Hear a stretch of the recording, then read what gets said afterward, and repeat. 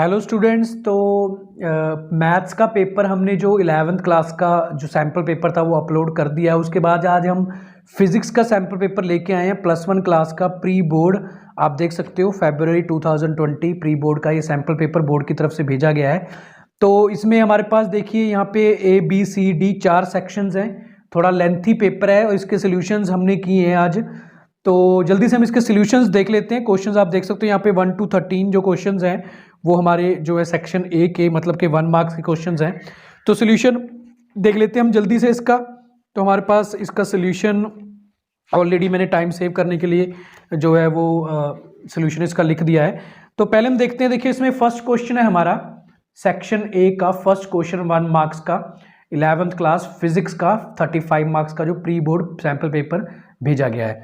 Right the dimensions of gravitational constant जी। तो gravitational constant की जो डायमेंशन होती है वो होती है m inverse l cube t inverse square के इक्वल। तो ये हमारे फर्स्ट क्वेश्चन का आंसर है।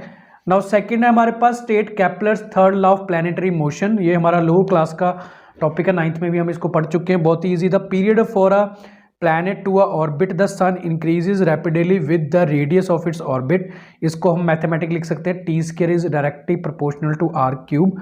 मतलब ये जो है वेरी करता है, जितना डिस्टेंस ज़्यादा होगा उतना ही टाइम पीरियड भी ज़्यादा लेगा प्लेनेट अपने ऑर्बिट में रिवॉल्व करने में। What do you mean by the escape speed या एट अ प्लेस। आप इसको जो है एस्केप वेलोसिटी भी बोल सकते हो। तो इसका क्या मतलब है, the minimum velocity with which a body must be projected so as to enable it just to overcome the gravitational pull and lost in a space is called escape velocity या escape speed भी इसको कहा जा सकता है। मतलब जब हम इस वेलोसिटी से वो कम से कम वेलोसिटी जब हम स्पेस में किसी ऑब्जेक्ट को प्रोजेक्ट करें और वो ग्रेविटी से बाहर हो जाए तो उसको हम उस स्पीड को उस वेलोसिटी को escape velocity का नाम देते हैं ना। उसके बाद है fourth question define elastic fatigue of a material. It is a property of a elastic body by which virtue of which its behavior becomes elastic under the action of repeated alternating deforming force। जब हम लगातार किसी object की मतलब कि उस पर load डालते रहें तो उसकी इलास्टिसिटी है जो उसमें जो इफेक्ट पड़ता है उसको हम इलास्टिक फटीग का नाम देते हैं। ये किसी इलास्टिक बॉडी के लिए। Define angle of contact of a liquid with a solid surface. The angle between the tangent drawn to the free surface of a liquid and the surface of the solid at the point of a contact measured inside the liquid is called the angle of contact कहा जाता है। वैसे ये 1 marks के questions हैं पर इनकी जो एक्सप्लेनेशन है थोड़ी लेंथी हो रही है, मतलब ज़्यादा छोटे क्वेश्चंस नहीं है। 1 मार्क्स के क्वेश्चंस अगर आप इसको थोड़ा शॉर्ट करके लिख सकते हो तो वो आपके लिए अच्छा होगा, टाइम सेव होगा। बट इसकी जो इन्होंने डेफिनेशन पूछी गई है तो उसके अकॉर्डिंग इतना तो एक्सप्लेन हमको करना ही पड़ रहा है। What do you mean by the latent heat of a substance, what are its units.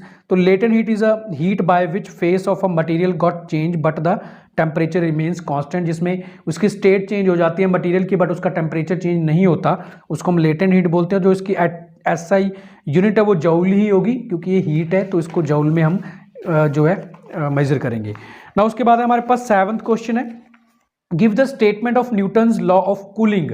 Newton's law of cooling की स्टेटमेंट बतानी हमने। It states that the rate at which an object cools it's proportional to the difference in the temperature between the object and the object's surroundings. तो कोई object कितनी जल्दी cool होगा ये depend करता है कि जो उस ऑब्जेक्ट का टेम्परेचर है और उसके सराउंडिंग्स का जो टेम्परेचर है उसमें कितना डिफरेंस है। State the first law of thermodynamics. Next question the first law of thermodynamics states that energy can neither be created nor destroyed only Altered in form. ये तो हम पहले से ही जानते हैं कि फर्स्ट लॉ ने हमको बताया कि जो एनर्जी है वो सिर्फ ट्रांसफर हो सकती है, उसको हम डिस्ट्रॉय नहीं कर सकते, क्रिएट नहीं कर सकते। Now 9th question right the Clausius statement of the second law of thermodynamics.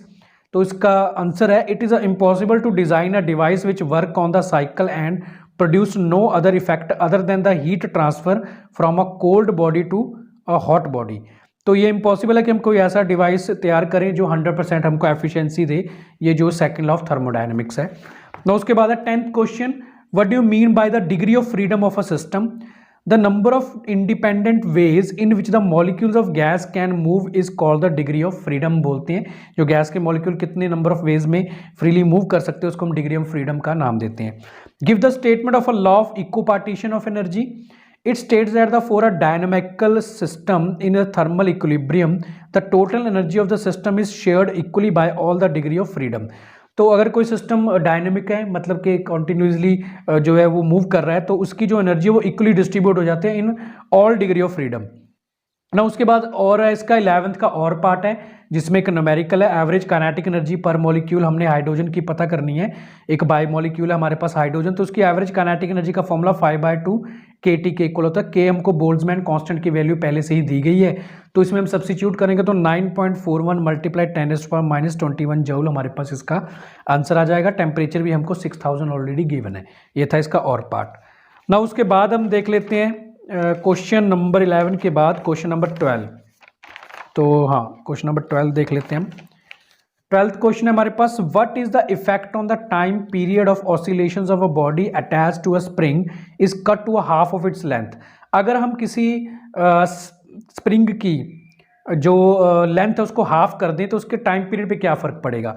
हम जानते हैं जो टाइम पीरियड होता है वो inversely proportional to spring constant यानी कि √k के इन्वर्सली प्रोपोर्शनल होता है। अगर हम मान लें जो न्यू लेंथ है वो हाफ है टोटल लेंथ की, तो एक हमारे पास इक्वेशन है KL = K-L/2। K- इसमें न्यू स्प्रिंग कांस्टेंट, तो K- की वैल्यू 2k के इक्वल आ जाएगी। नाउ टाइम पीरियड हमारे पास T- बनेगा जो कि 1/√2k के इक्वल है। दोनों को हम मतलब डिवाइड कर देंगे, तो फाइनली हमारे पास T- है वो T/√2 के बराबर आ जाएगा। जो न्यू टाइम पीरियड है वो हमारा T/√2 के इक्वल आ जाएगा। ये हमारे 12th क्वेश्चन का आंसर है ना। उसके बाद है हमारा 1 मार्क्स का 13th question, last question. What is the effect on the face of the wave when it gets reflected in solid boundary?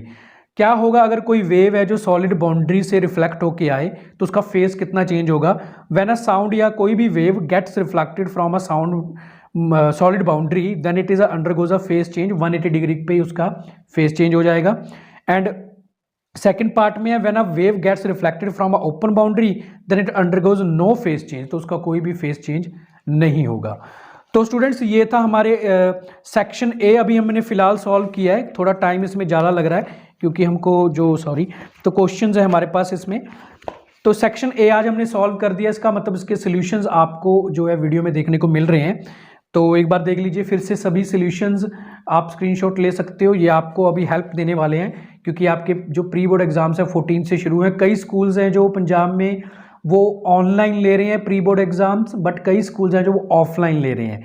तो आपने मेरे को कमेंट करके बताना है कि किन स्टूडेंट्स के जो है ऑनलाइन एग्जाम्स हो रहे हैं और किन स्टूडेंट्स के स्कूल वाले हैं जो वो ऑफलाइन एग्जाम्स ले रहे हैं। तो यहाँ पे देखिए मैंने आपको सभी सॉल्यूशंस इस पे दे दिए गए हैं। ये प्री बोर्ड जो एग्ज़ाम्स हैं आपके, आप काफ़ी हेल्पफुल हो सकते हैं ये सैम्पल पेपर आपको, तो आपने इसकी अच्छे से तैयारी कर लेनी है। इसके बाद हम जो है इसके नेक्स्ट सेक्शन जो इसमें B-C-D सेक्शन रह गए हैं वो भी इसमें जल्दी अपलोड करेंगे। आप हमारे चैनल के साथ बने रहिए। केमिस्ट्री का भी हम +1 क्लास का जल्दी अपलोड करने वाले हैं। Okay students, keep studying, all the best exams के लिए, बाय।